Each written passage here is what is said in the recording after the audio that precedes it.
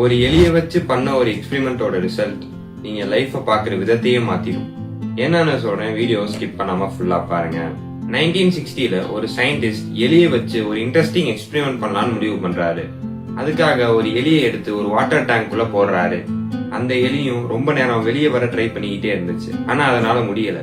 இந்த எலி 40 நிமிஷம் போராட்டத்துக்கு அப்புறம் இறந்தும் போயிடுது. அதுக்கப்புறம் இதே மாதிரி இன்னொரு எலியை எடுத்து இந்த வாட்டர் டேங்க்ல போடுறாரு. இந்த எலியும் வெளியே வர ரொம்பவே ட்ரை பண்ணுது, ஆனா முடியல. இந்த எலி சாக போற டைம்ல சயின்டிஸ்ட் அந்த எலியை வெளியே எடுத்துட்டாரு. அதுக்கப்புறம் வெளியே எடுத்த அந்த எலிய கொஞ்ச நேரம் ரெஸ்ட் கொடுத்தாரு. அதுக்கப்புறம் திருப்பி அந்த எலிய அந்த வாட்டர் டேங்க்லயே போடுறாரு. இப்ப என்ன நடந்துச்சுன்னு சொன்னா நீங்களே ஷாக் ஆயிருவீங்க. இந்த எலி கிட்டத்தட்ட 18 மணி நேரம் வெளியே வர்றதுக்கு போராடிக்கிட்டே இருக்கு. இதுக்கு பின்னாடி இருக்க ரீசன் என்ன தெரியுமா? திருப்பி அந்த சயின்டிஸ்ட் அந்த எலியை வெளியே எடுத்துருவாருன்னு ஒரு நம்பிக்கையில அந்த எலி வெளியே வர ட்ரை பண்ணிக்கிட்டே இருக்கு. முன்னாடி போட்ட எலி சில நிமிடங்கள் தான் தாக்கு பிடிச்சு, ஆனா இந்த எலி கிட்டத்தட்ட 18 மணி நேரம் தாக்கு பிடிச்சிருக்கு. இதுக்கு காரணம் ஹோப். ஒரு சில நம்பிக்கை கூட நம்மளோட லைஃப பெருசா மாத்திடும். யாருக்குமே ஃபால்ஸ் ஹோப் கொடுக்காதீங்க. By the way, this is day 18 of 100 days 100 குட்டி ஸ்டோரி.